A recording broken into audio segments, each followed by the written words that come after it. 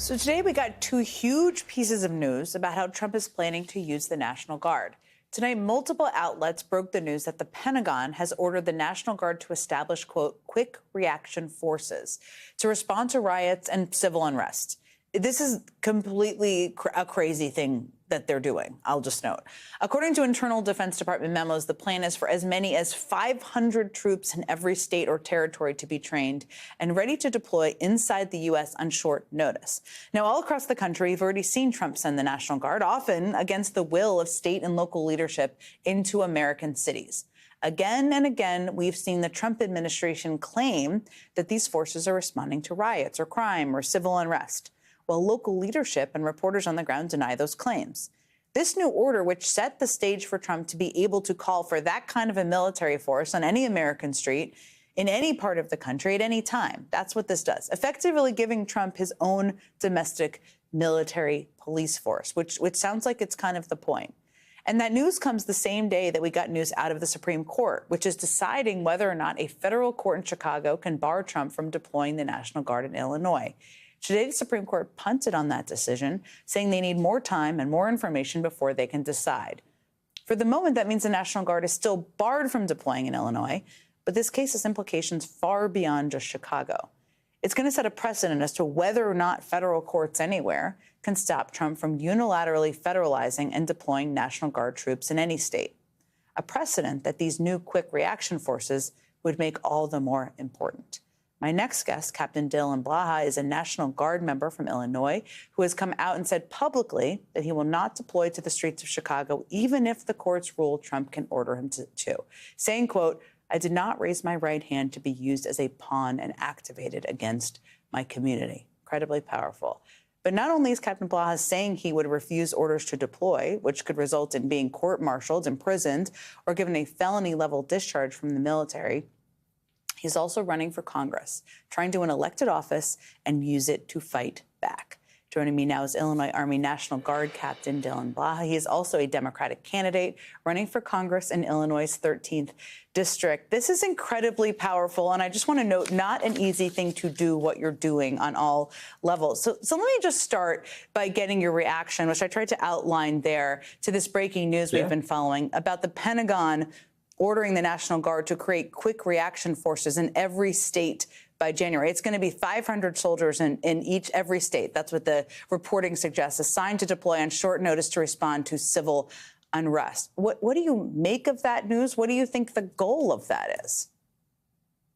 Jen, I think it's hard because ultimately we're seeing an increased militarization of our American cities in a time when we don't need it. People are struggling economically, and what they need is relief from that. And crime is down in a lot of these major cities. DC is at a 30-year low. Chicago is at a 5-year low. And this is ultimately just a power grab, and which is the reason why I spoke up in the first place. You told CBS News this week you would refuse orders to deploy to Chicago as part of their immigration enforcement there. Tell me more about how you arrived at that decision and what made you decide to speak out at this moment. Yeah, so when Trump deployed the National Guard to Los Angeles in June, that was later deemed unlawful. And so it felt wrong even when it happened, but that was even more validation that this is not okay, and courts have ruled that it is illegal. It violates the Posse Comitatus Act to use the National Guard as a law enforcement force when they're federalized under Title X. And so ultimately, it's something we don't need in our communities. And like I said in previous articles, I will not be activated to go against my community. One of the things you've given voice to, which I think there's not enough attention paid to, is the impact on National Guard, members of the National Guard. You said that Guard members currently mobilized in Illinois don't want to be there and that they are scared. This is not what they're trained for. They obviously feel they have to follow orders, the overwhelming majority of them. But tell us more about what you've heard from Guard members and why they may be afraid. Yeah, so I've had a lot of members reach out to me in private. Especially, I had a couple of viral videos where I also asked members to disobey any future unlawful orders under Article 92 of UCMJ, and they're scared.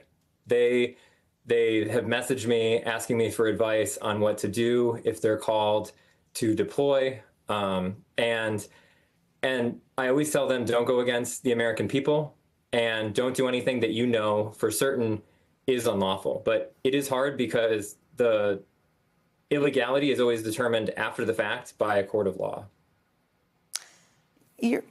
What you're doing, as I already noted, is not easy. It's not without risk. I mean, your security clearance has been pulled following a video you put out urging service members to not follow illegal orders.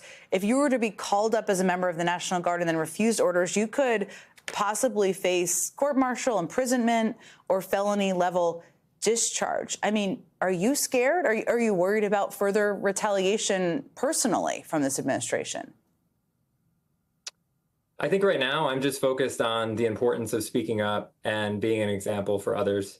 I raise my right hand to defend the Constitution and the American people. And so right now I feel like speaking out is the right thing to do, especially with the rising authoritarianism in our country.